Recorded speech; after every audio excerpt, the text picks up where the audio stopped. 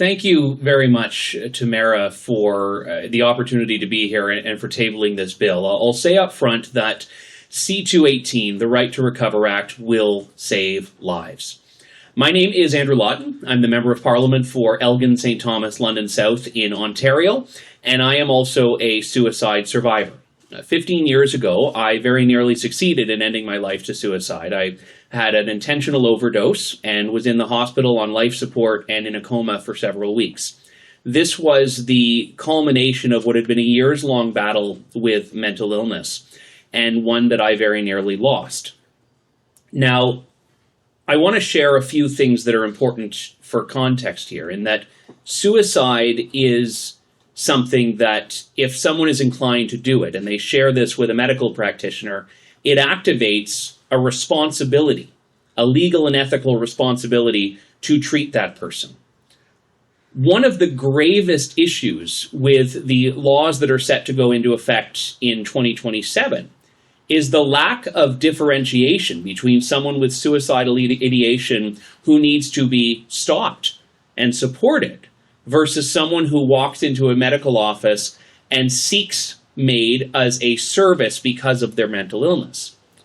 And that is one of the most important things that needs to be addressed in this. At the end of the day, people who went through what I went through 15 years ago believe that their life cannot get better.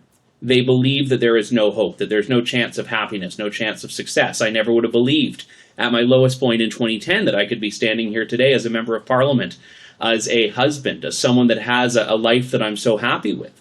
And all of that was only possible because I was given the support and care that I needed to go through what I did and come out the other side. The message that I share with anyone who's struggling with mental illness is that I got better. And no matter how difficult and how painful it is to be living with mental illness, to be living with the desire in some cases to end your life, there is hope. And it's incumbent upon all of us as a society, as a community, the healthcare field, the government, to keep hope alive, to ensure that patients, that people struggling have a right to recover. And that's what this bill does. And as Tamara mentioned, I am not convinced that I would be here today if MAID were available 15 years ago for people with mental illness. And the reason I share that is because I was very rational and logical. I had, with myself, justified why mental illness was, or why suicide was the right thing to do for me, why it made sense. And I could have and would have made that case to a physician as well, that I did not believe life could get better, that I did not want to give it a chance, that I wanted to avail myself of this right. When we license the usage of MAID for people with mental illness, we are actually giving credence to the idea that hopelessness is permissible and that hopelessness is what we should be embodying when it's the opposite. So the reason I was so honored to second Tamara's bill is because this will save lives. We have a near consensus among so many different groups and stakeholders, people connected to communities that see disproportionate suicides in their communities, of people representing the healthcare fields, medical ethics, all of whom are saying that this is not a road that we should go down as a country. So I am encouraging all members of Parliament to vote for C-218.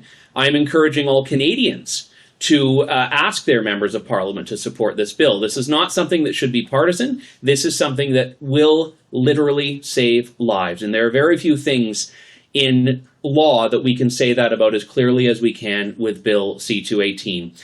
There is going to be in the coming weeks a national campaign that we are going to be launching that will encourage Canadians to tell their stories, because my story is not at all in isolation. I have been from the bottom to now a place that I am very happy with, and I know that so many have gone through that journey as well. And through this campaign, we hope to not just instill hope for people who are struggling with mental illness, but also point out the fundamental flaw with the incoming changes to MAID that we hope to correct with Bill C-218, and that is that hope is always possible, and we need to ensure there is always a right to recover. Thank you very much.